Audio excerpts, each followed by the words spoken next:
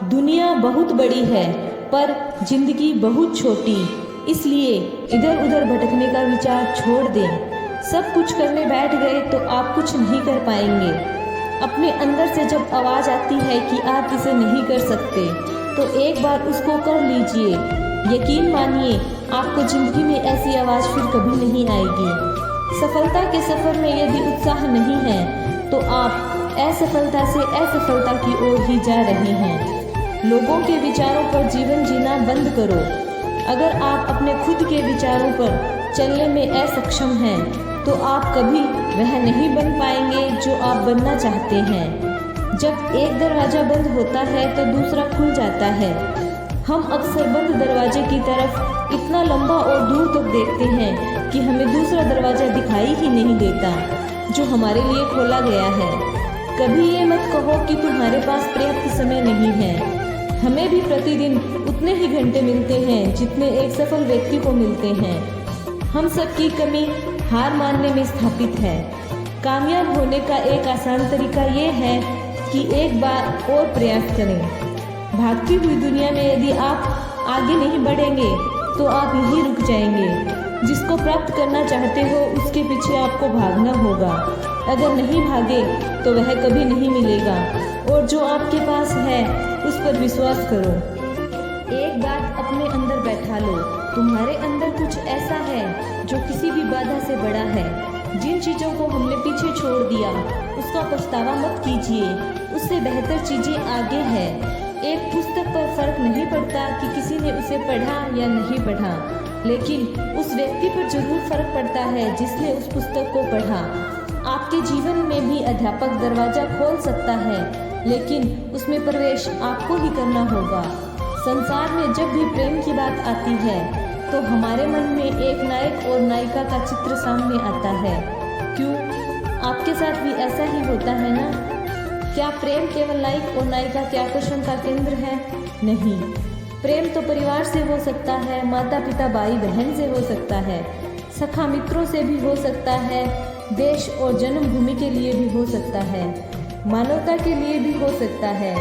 पर प्रेम उस पन्ने पर लिखा ही नहीं जा सकता जो पहले से ही भरे हो। जिस प्रकार एक भरी मटकी में पानी नहीं आ पाता, उसी प्रकार यदि प्रेम को पाना है तो मन को खाली करना होगा। अपनी इच्छाएं, अपना सुख का त्याग कर समर्पण करना होगा। अपने मन से व्यापार हटा दो, तभी प्यार मिलेगा। मनुष्य का स्वभाव है कमाना, संग्रह करना, फिर चाहे वो नाते हो, संबंध हो या प्रसन्नता। परंतु क्या आपने कभी सोचा है कि नियति ने ये संग्रह करने की प्रवृत्ति मनुष्य में क्यों डाली?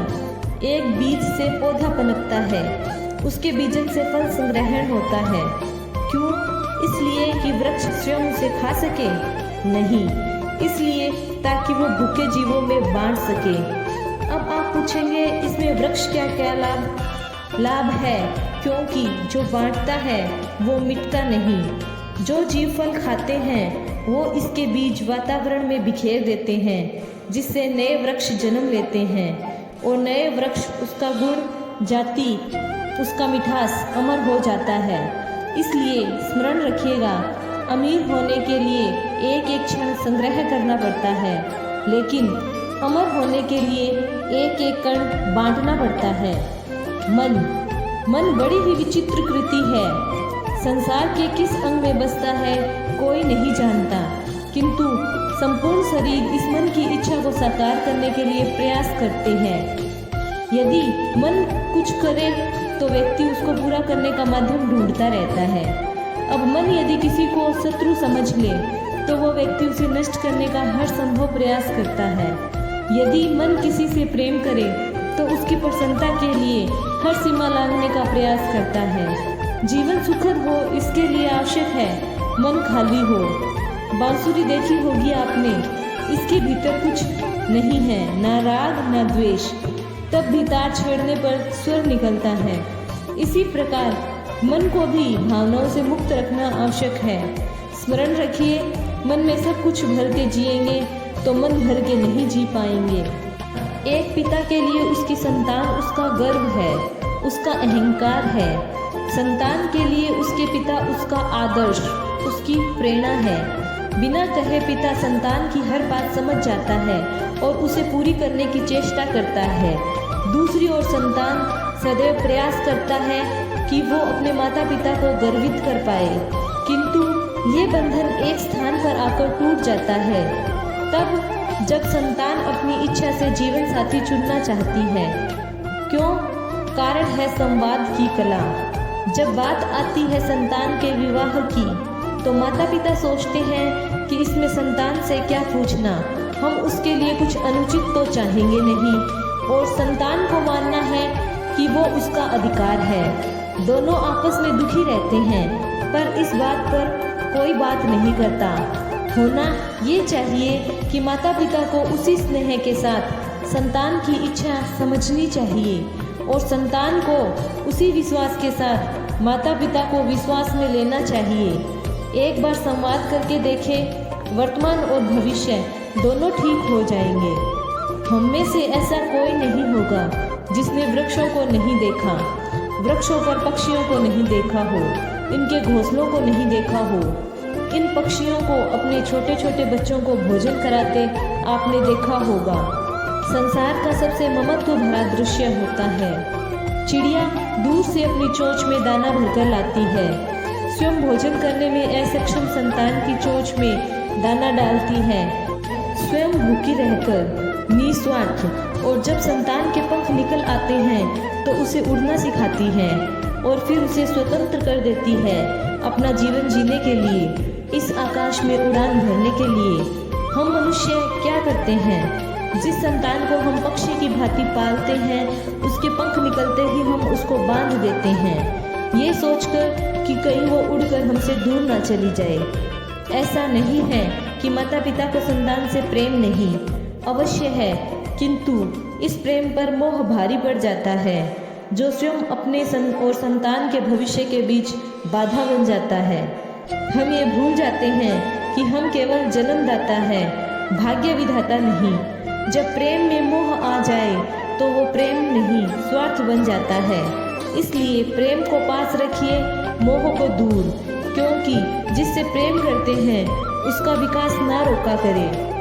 आप सभी ने दिए को तो देखा ही होगा, स्वयं भी जलता है और अपनी बाती को भी जलाता है और इस संसार को देता है प्रकाश।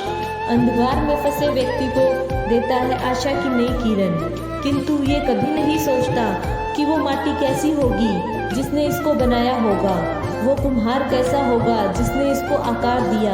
ये नहीं सोचता कि वो घर कैसा होगा, उद्गम कैसा हुआ होगा, कुछ नहीं, बस इस संसार को प्रकाश देता है।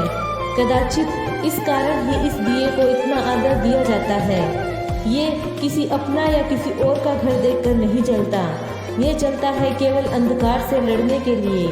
आप अपना व्यवहार भी इस दिए की भांति बना लीजिए, अपनी पहचान बिसराकर निस्वार्थ कर्म कीजिए और अपनी एक अद्भुत नई पहचान बनाइए। धन में और व्यक्ति के मन में एक संबंध है, यही संबंध है अवसर और प्रयास में। मनुष्य कहता है मुझे कुछ धन मिले तो मैं कुछ करूं, और धन कहता है कि तू कुछ करे तो मैं तुझसे मिलूं। मनुष्य कहता है कि मुझे अवसर मिले तो मैं प्रयास करूं, अवसर कहता है कि तू प्रयास करे तो मैं तुझसे मिलूं। सदैव जीवन में उसकी कामना मत करिए जो नियति से मिलने वाला है। ध्यान केंद्रित कीजिए अपने कर्म पर, ध्यान केंद्रित कीजिए उस पर जो आपके हाथ में है। निरंतर प्रयास करें बिना किसी आशा, बिना किसी अपेक्षा के। फिर इस जीवन में चाहे सफलता हो या दुख, स्वयं आपके पास चल कर आएगा। जब भी हम प्रसन्न होते हैं और शुभ अवसर होता है, सफलता प्राप्त करते हैं, तो हम सबसे पहले अपनों का मुख मीठा करते हैं, और ये ही मुख मीठा करने से मन मीठा हो जाता है। किंतु ये मिठास केवल मिठाई में नहीं, क्योंकि ये स्वाद नहीं, एक भाव है। जीभ का स्वाद कोर के समाप्त होते ही मिट जाता है, वही भाव का स्वाद जन्म भर याद रहता है। इसलिए जब भी आप अपनों में ये मिठास बांटे तो मीठे भाव से बांटे, मीठे व्यवहार से सबके मन को प्रफुल्लित करें। लोग जीवन भर स्मरण रखेंगे, ना रहेगी कोई कटुता, ना रहेगी कोई शत्रुता। तो देखिए, ऐसे ही आपको एक और अवसर मिल जाएगा मिठास बांटने का और इसी मिठास के साथ मन प्रसन्न होकर बोलेगा राधे राधे।